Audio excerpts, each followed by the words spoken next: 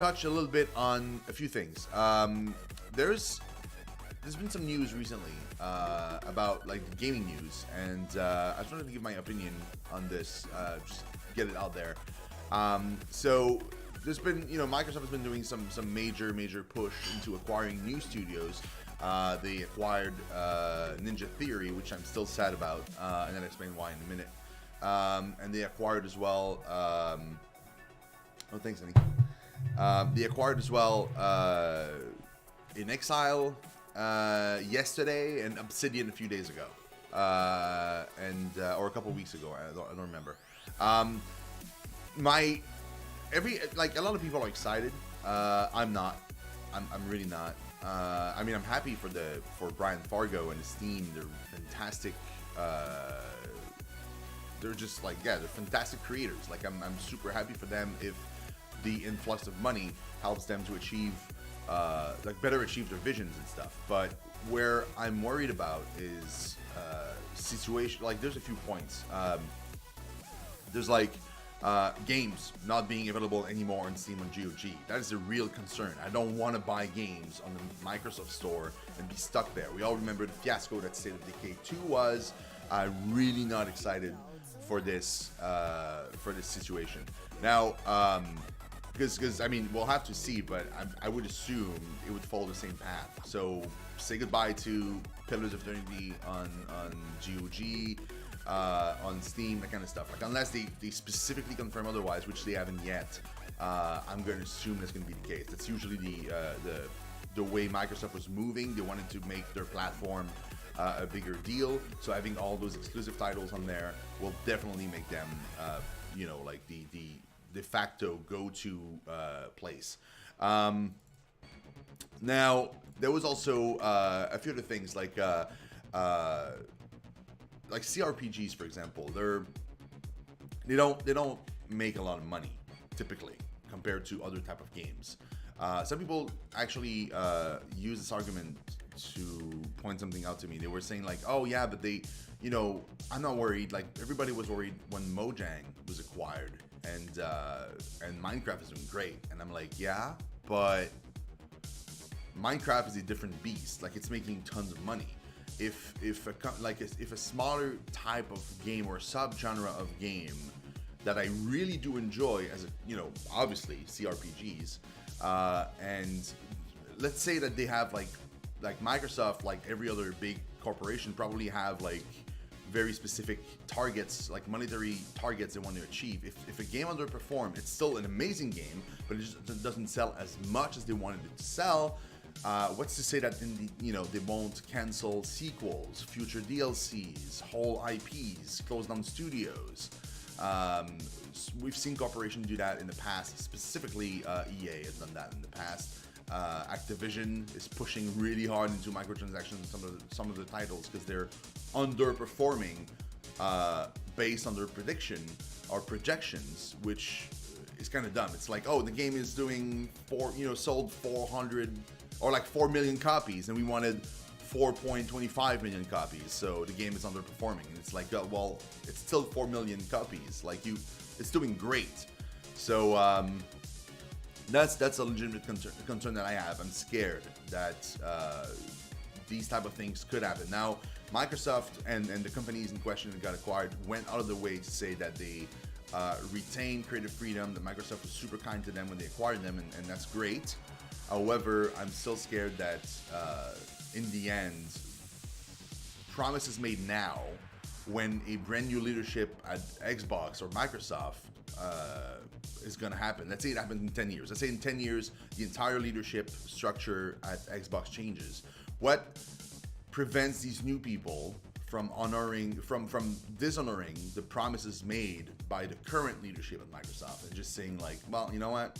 Creative freedom out the door. Now we're doing this our way and whatever, because it's not, again, getting to the points where we're making shit ton of money, or titles are underperforming, or we want to take this entire IP in a different direction because our polls and our statistics says that it would be better in a different genre of game altogether. That's what I'm scared about. I'm super scared about that. Other than that, like Microsoft is buying those studios, And they're spending a lot of money to do so. And I would be extremely surprised if they are buying these studios with the idea that they keep doing exactly what they're doing and not doing something else. What I mean by that is, if I'm a big corporation, I have the Xbox. I've been told that my Xbox doesn't have enough exclusives on it, so I'm buying new studios to improve the amount of exclusives on said console. Some game genre don't translate well, if at all, to console play, like CRPGs, for example.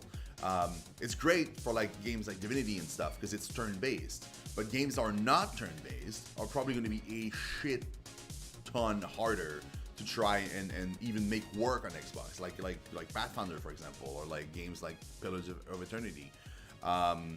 So unless I'm terribly wrong, Microsoft is probably going to push for those games to be, whatever new game comes out of these studios, to be usable on both their platforms, PC and console. And that's a concern as well. What if we never get a new Numenera IP? Or what if we, like a new game in that IP? Or what if we don't ever get a Pillars of Eternity 3? Because yes, they have the money now to make it, but Microsoft wants a game that works on both consoles, so they can't do it anymore. They'll have to use their money to make games that will work on both. Like, that kind of stuff really worries me. I don't understand how people can defend this decision. I mean, yes, it's a good influx of money, right off the bat, but I don't think it's, in the end, it's going to be great for the consumer. Like, I'm worried about the consumer here. I'm worried about fans. I'm not worried about, the bottom line of these companies. To me, independence is always going to be better than agglomeration into corporation stuff. We've seen what happened with Blizzard and Activision. We've seen EA do a shit ton of stuff with different studios that they had, including BioWare. We've seen Microsoft do the same with studios like Rare. So that's why I'm very cautious and worried and I even scared of those announcements.